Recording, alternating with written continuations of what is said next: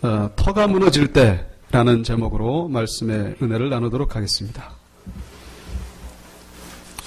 남태평양 섬 가운데에 괌이라는 섬이 있죠. 거기 가보시면은 요코이 동굴이라고 하는 관광지가 있습니다. 이 동굴 이름이 요코이 동굴이에요. 이 태평양 전쟁 때 이 괌을 일본군이 장악하고 있었는데 미군이 이제 그것을 탈환하기 위해서 총 공격을 했습니다.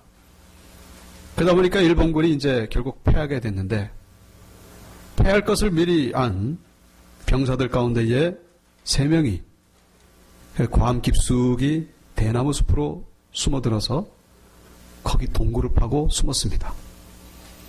얼마나 살았느냐? 그들이 한 주민에 의해서 우연히 발견되기까지 28년 동안 그 동굴에서 살았다는 것이죠. 벌써 전쟁은 끝나도 한참 끝난 뒤인데 전쟁이 끝난 줄도 모르고 그냥 거기서 살았던 거예요. 근데 살다가 2명은 이미 죽고 결국 한 사냥꾼에서 의해서 이 한 명이 발견됐는데 이 사람은 결국 나중에 일본으로 돌아가서 아주 영웅 대접을 받고 또 결혼해가지고 다시 신혼여행을 또 괌으로 왔다고 하는 이제 그런 이야기가 있습니다. 만약에 그래서 이제 그 사람 이름이 요코이라서 이제 요코이 동굴이 된 건데 요코이 이 사람이 만약에 그 동굴에서 빠져나오지 않았다면 아마 그는 비참하게 짐승같이 죽을 때까지 그렇게 살았을 것입니다. 그런 생각해 볼 때 그가 나왔다는 것이 얼마나 참 다행이고 얼마나 복된 일인가를 생각해 볼 수가 있죠. 우리가 이 이야기를 우리 신앙생활에 우리가 적용해 볼 수 있다는 거예요. 우리가 어떤 큰 일을 당했을 때에 어떤 어려운 문제를 당했을 때에 많은 사람들이 자기의 동굴 속으로 들어가는 경향이 있다는 것이죠. 하나님께 나와야 되는데 만약에 그 병사들 그때 일본군이 졌습니다마는 항복하고 통항했던 일본군들은요 이미 진작에 다 고국에 돌아갔어요. 다 사람답게 사는데 그것도 모르고 자기 동굴에 들어가다 보니까 그냥 그렇게 어렵게 살았던 우리의 삶도 그와 같다는 거예요. 자기 동굴 속으로 들어가는 사람들이 많다는 거예요. 그 동굴은 결국 우리를 죽음으로 만들고 더 끝없는 절망으로 이어가게끔 한다는 사실을 우리가 잊어서는 안 된다는 것이죠. 동굴에서 나와야 된다는 거예요. 어디로? 하나님께로 나와야 된다는 것이죠. 오늘 이 본문의 저자인 다윗이 터가 무너지는 일을 당했을 때에 그는 세상으로 나가지 아니하고 동굴 속으로 들어가지 아니하고 하나님께로 나와 구원을 요청하고 있는 그런 모습을 우리가 볼 수가 있습니다. 3절에 보시면 터가 무너지면 이라는 말씀이 나오죠. 여러분 터가 무너지는 문제는요 그냥 일반적인 문제와는 다른 문제라는 것을 여러분이 아실 것입니다. 건강에 몸살 감기가 왔어요. 이거는 일반적인 문제죠. 그런데 말기암의 진단이 떨어졌어요. 이건 터가 무너지는 사건이죠. 우리 자녀가 무슨 시험 성적 좀 안 좋게 받아왔어요. 이건 그것도 답답하지만은 그건 일반적인 문제죠. 그러나 만약에 지금 한 2주만 있으면은 이제 2주년이 돼요. 무슨 사건? 이 세월호 참사가 제 4월 달에 일어났더라고요. 그런 참 사랑하는 자녀가 그렇게 되는 거는 그건 터가 무너지는 사건이죠. 장사를 해도 어제보다 수익이 좀 안 좋은 거 이거는 그냥 일반적인 문제지만은 부도가 났어요. 터가 무너지는 거예요. 건물이 조금 비가 새도 그래도 이 기초가 흔들리고 기둥에 금이 가고 이거는 완전히 부서뜨리고 새로운 건물을 지어야만 하는 그런 터가 무너지는 사건인 것이죠.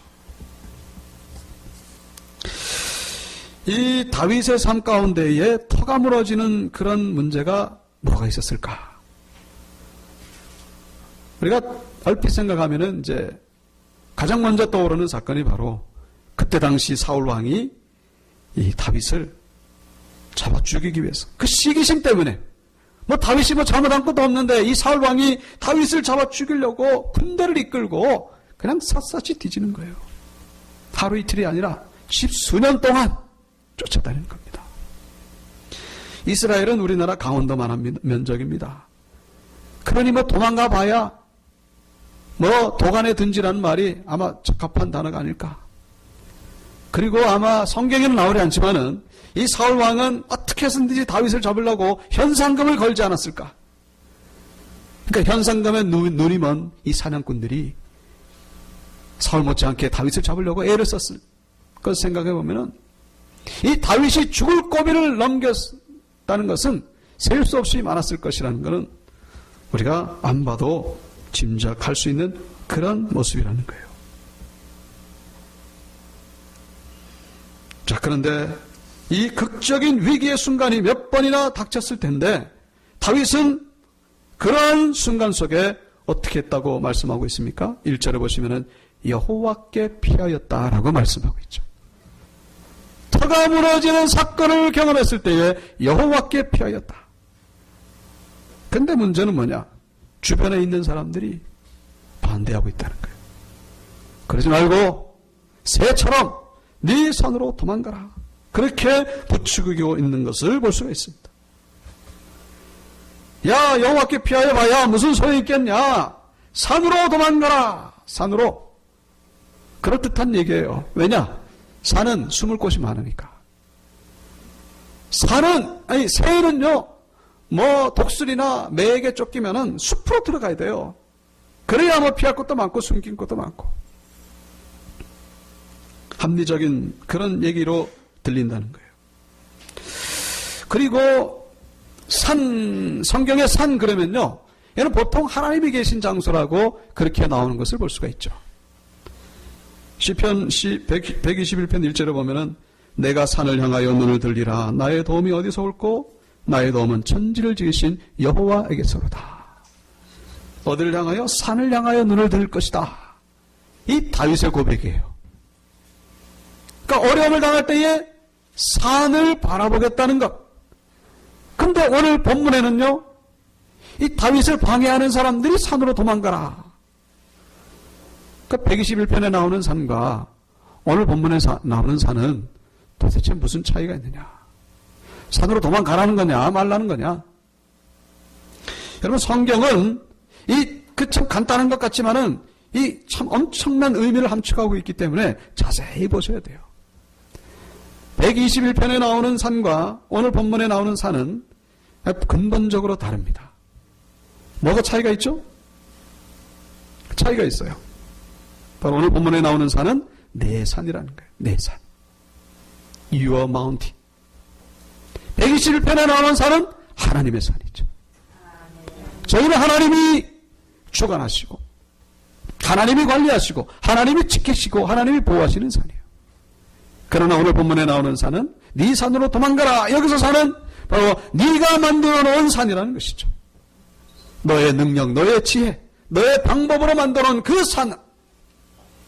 서두에 말씀드린 그 요코이 동굴처럼 그냥 자기가 만들어 놓은 동굴 속으로 숨는 거예요.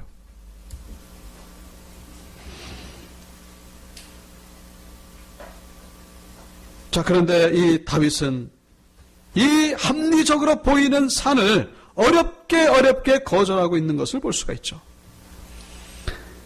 다윗이 만든 산이란 뭘까? 내 산이라고 하는 것이 뭘까? 구체적으로. 자, 다윗이 지금 사울에게 쫓기고 있습니다. 합리적으로 생각하면 어디로 도망가야 됩니까? 갈 데가 없어요. 그럼 당연히 어디로? 저기 외국으로 나가야 돼요. 저기 뭐 애굽이라든가 바벨론이라든가 시리아든가 멀리 도망가야만 살 수가 있는 거예요. 그쪽으로 가든지 아니면 두 번째 방법이 있죠. 뭡니까? 자기를 해치려고 하는 그 사울을 도려 죽이는 거예요. 사울을 해치우는 겁니다. 그러면 더 이상 위협의 조건은 없어지기 때문에 그 다음에는 두 다리 뻗고 살 수가 있는 거예요. 주변의 사람들이 그런 얘기를 하고 있다는 거예요. 네 산으로 도망가라. 멀리 도망가라. 아니면 사울을 죽여라. 실제로 다윗은 사울을 죽일 수 있는 절호의 찬스가, 절호의 기회가 2번이나 왔던 것을 성경에서 볼 수 있습니다. 그 주변의 사람들은 이때다고, 이때가 하나님이 주신 기회라고, 빨리 죽이라고. 그러나 다윗은 그렇게 하지 않았어요. 다윗의 산으로 도망가지 않았습니다. 주변의 사람들이 얘기를 듣지 않았어요. 끝까지 하나님께 피했습니다. 근데 그 이유가 있어요. 왜 그렇게 하지 않았을까? 왜 내 산으로, 다윗의 산으로 도망가지 않았을까? 2절에서 그 이유를 말씀하고 있습니다. 2절에 뭐라고 되어 있습니까? 악인이 활을 당기고 화살을 시위에 먹이며 마음이 바른 자를 어두운 데서 쏘려 하는도다. 이게 무슨 얘기예요? 내 산으로 도망해봐야 소용이 없다는 것을 다윗이 알았다는 거예요. 문제는 여전히 나를 그림자처럼 따라올 것이라는 것을 알았다는 거예요. 이게 근본적인 해결책이 아니라는 것을 다윗이 알았다는 것입니다. 쉽게 말해가지고 애굽으로 도망가면은 거기는 사울이 없느냐? 거기도 마찬가지로 사울이 기다리고 있다는 거예요. 바벨론으로 가도 모양은 변했지만은 좀 생긴 거는 다르지만은 또 다른 사울이 기다리고 있다는 것을 다윗이 알고 있었다는 거예요. 가봐야 소용이 없다는 거예요. 이거는 하나님 안에서 해결될 문제지 내가 여기 피하고 저기 피한다 그래가지고 없어지는 문제가 아니라 근본적인 해결이 필요하다는 것을 다윗이 알고 있었다는 거예요. 그래서 동굴 속으로 숨지 않은 것이죠. 그래서 피하지 않은 것입니다. 이것은 하나님 안에서 해결되어야 하는 문제라는 것을 다윗이 알고 있었다는 거예요. 그래서 3절에 그와 같이 고백하고 있죠. 터가 무너지면 의인이 무엇을 하랴. 이게 좀 번역이 조금 부자연스러운 것 같아요. 터가 무너지면 의인이 무엇을 하랴. 이건 얼핏 들으면 뭐처럼 들려집니까? 터가 무너지면 의인이 할 수 있는 게 아무것도 없다. 뭐 이런 것처럼 들리잖아요. 사실은 그게 아니라 터가 무너졌을 때에 의인이 하는 것은 다르다라는 것을 말하는 거죠. 의인은 터가 무너지는 상황을 당했을 때에 일반 사람들과 다르다는 것을 우리에게 보여주는 거예요. 의인은 결정적인 순간에 빛이 드러나게 된다. 일반적인 상황에서는 뭐 의인이나 악이나 뭐 거기서 거기에요. 그러나 터가 무너지는 상황을 당했을 때에 그때에 비로소 구별이 된다는 거예요. 그때에 별볼일 넘은 사람들은 자기 산으로 도망가는 거예요. 자기 산으로 숨는 거예요. 자기 산으로 물러나는 겁니다. 도피하는 거예요. 그러나 의인은 뭡니까? 의인은 어떻게 한다고요? 여기 4절을 우리 다 같이 읽어보겠습니다. 시작.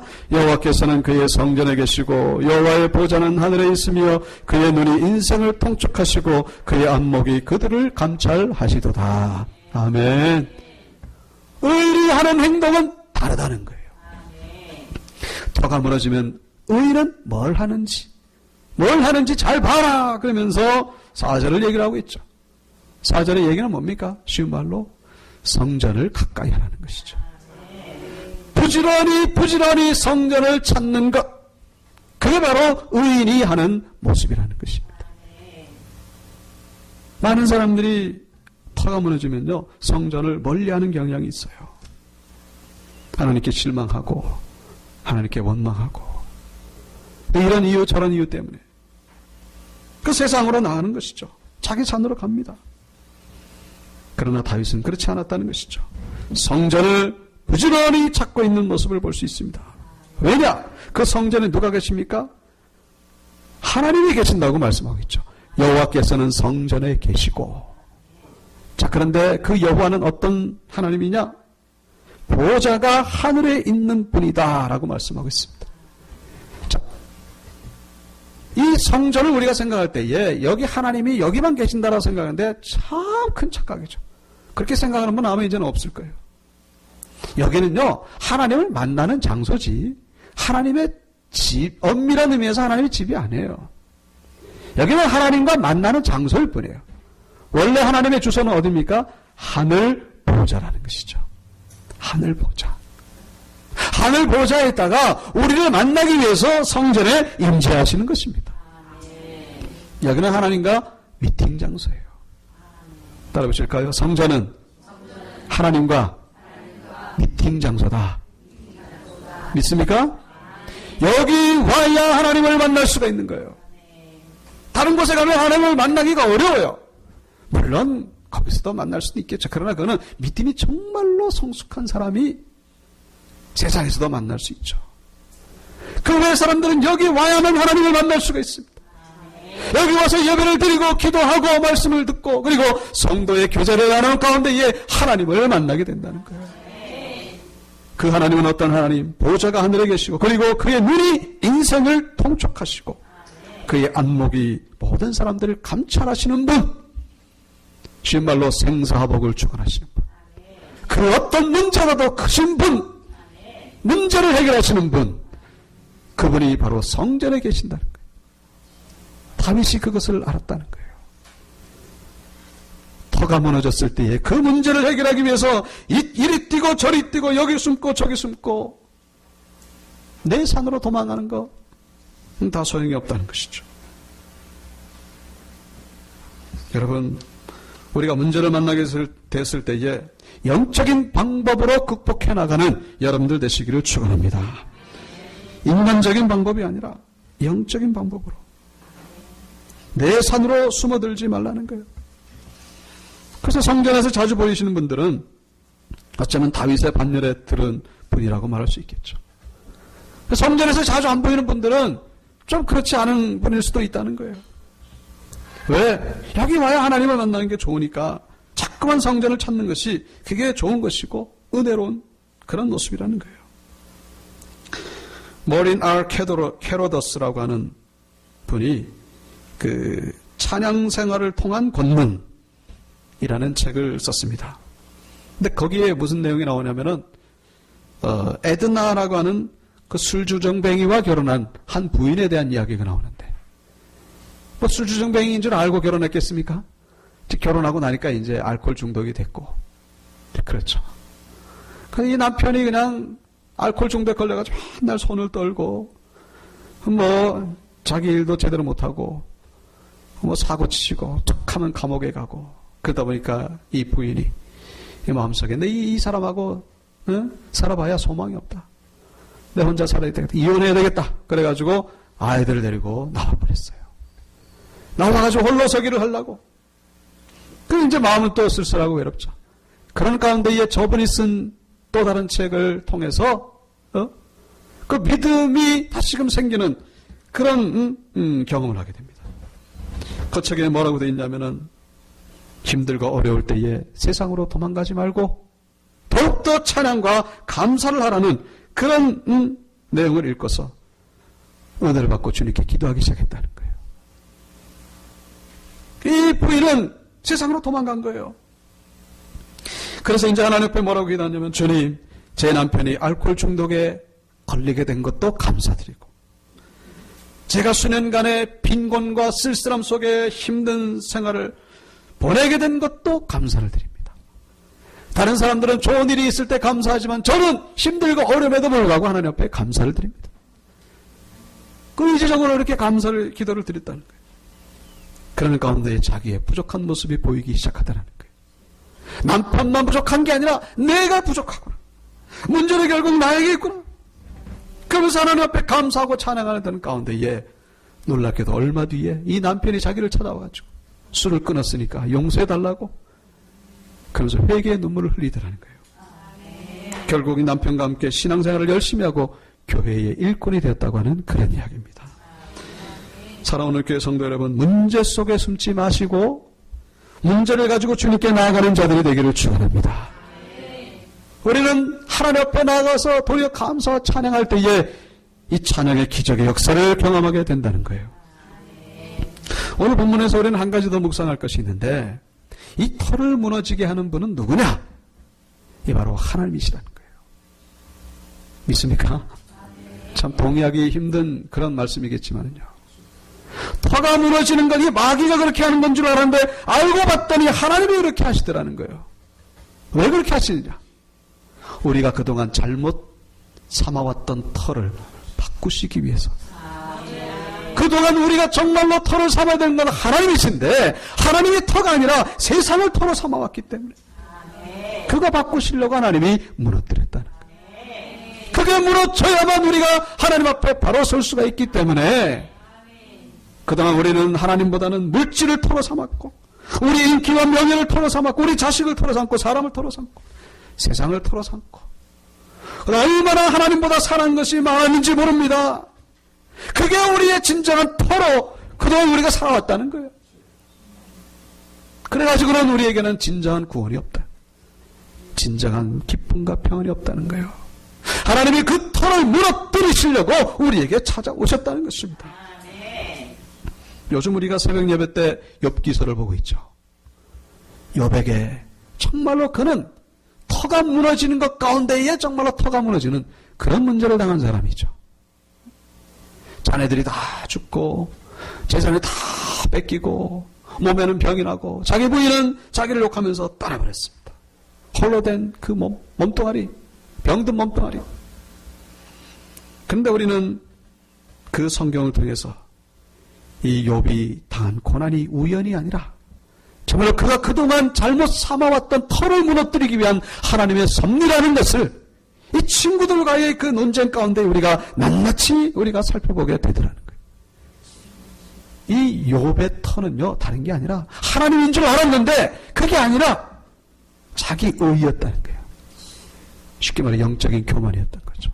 나보다 하나님을 잘 사랑하는 사람이 있다면 나보라 그래. 나같이 흠이 없고 죄 없는 사람이 있으면 나보라 그래. 그의 심령 가운데 교만이 가득 차 있었다는 것이죠. 하나님은 결국 그 터를 무너뜨리기 위하여 찾아오셨고.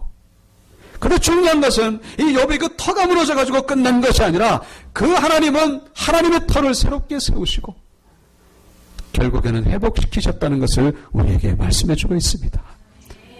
여러분 무너지는 걸로 끝나는 게 아니에요. 하나님은 다시금 새롭게 세우시는 분이심을 잊어서는 안 된다는 것이죠. 우리가 잘 아시는 세계적인 음악가 루드위히 반 베토벤. 이 베토벤이 참 젊어서부터 아주 재능이 있어가지고 인기 가도를 달렸습니다. 그런데 27살 때 이 청각에 문제가 생기기 시작했어요. 나이 드신 분들이 좀 귀 안 들리는 거야. 이렇게 노화 현상이니까 그렇다 치더라도. 이 잘 나가는 음악가가 귀가 안 들린다. 이건 마치 뭐와 같으냐? 화가가 시력 상실하는 것과 똑같다는 거예요. 정말로 터가 무너지는 사건을 지금 이 베토벤이 경험하게 된 것입니다. 그래서 결국 5년 뒤에 32살 때 자살을 결심하고 유언을 씁니다. 이제 죽을 것이라고. 그런데 이제 유언서를 쓰는데 맨 마지막에 그래도 이제 한 가닥 신락 같은 희망을 잡아보려고 하나님 앞에 기도문을 씁니다. 오 하나님, 마지막으로 단 하루라도 좋으니 순수한 환희의 날을 나에게 내려 주시옵소서. 참된 환희가 나의 가슴에 일지 않게 된 지가 오래되었습니다. 내 인생이 마치기 전에 온전히 귀로 깨끗한 음악을 한 번이라도 듣게 하여 주시옵소서. 그 기도문을 쓴 거예요. 근데 이제 차마 죽지는 못했죠. 그런데 놀라운 것은 이 유서를 쓰고 나서 얼마 뒤에 또 그렇게 고백을 합니다. 그의 음악 인생이 도리어 신앙인의 인생으로 바뀌게 됩니다. 그의 일기장에 나오는 얘기예요. 어느 날 문득 시냇물 소리와 새의 지저귀는 소리를 들은 듯 들린다 들려. 그렇다 내게는 마음이 있다. 마음으로 듣고 마음으로 음악을 만드는 것이다. 내 자신의 운명을 받아들여라. 주님께 의지하오니 주님의 자비로움 안에서 침착함과 순종으로 운명의 모든 굴곡을 받아들이고자 하옵니다. 우리 삶에 놓인 삶의 어려움이 좀 더 나은 삶으로 향하는 표지판으로 생각하자. 받아들임. 이제 우리는 가장 심한 고통으로부터 도덕적 우위를 이끌어내어 주님의 용서에 합당한 사람이 될 수 있도록 하자. 전원에 있으면 내 불행한 청각도 나를 괴롭히지 않는다. 거기서는 한 그루 한 그루의 나무가 나를 향해서 거룩이라고 말을 걸고 있는 것 같다. 숲속의 한이와 황홀, 누가 감히 이런 것을 표현할 수 있는가? 신은 물질이 아니다. 그러므로 신은 일체의 개념을 초월한다. 신은 영원하며 전능하며 전지하다. 오 하나님이여, 당신은 모든 시간과 장소에 진실된 그리고 영원히 복되고 불변하는 빛입니다. 당신에게 일체의 찬송과 영광을 올려드립니다. 당신만이 참된 정복자입니다. 모든 법칙의 실체, 모든 지혜의 모습인 당신은 전 우주에 현존하여 모든 사물을 유지하고 있습니다. 그가 완전히 청각을 상실했던 그때에 작곡한 세계적인 명곡, 그 교향곡 9번을 한번, 그 피날레 부분을 한번 들어보도록 하겠습니다. 저거는 정말 거짓말이에요, 거짓말. 어떻게 청각을 완전히 상실한 사람이 저거를 작곡할 수 있을까? 여러분, 하나님께서는 베토벤으로 하여금 정말로 이 환이라고 하는, 우리 찬송가에도 64장이 있죠. 기뻐하며 경배하세 영광의 주. 부활절날 우리가 많이 부르는 찬양이죠. 하나님은 이 베토벤으로 하여금 이 찬양을 우리가 선물로 주시기 위하여, 그 다음 베토벤은 자기 자신을 터로 삼았던 것을 하나님이 무너뜨리시고 새롭게 하나님을 터로 만드시고, 결국 하나님은 이 베토벤에게 큰 은혜를 베푸셨던 것을 우리가 볼 수가 있죠. 말씀을 마치겠습니다. 터가 무너질 때에 여러분, 내 산으로 도망가지 마시고 여호와의 산 성전으로 피하시고, 그리고 또한 그 터가 무너짐을 통하여 도리어 하나님의 큰 은혜와 축복을 경험하는 모두가 되시기를 주님의 이름으로 축원합니다. 우리 다 같이 일어나셔서 우리 기뻐하며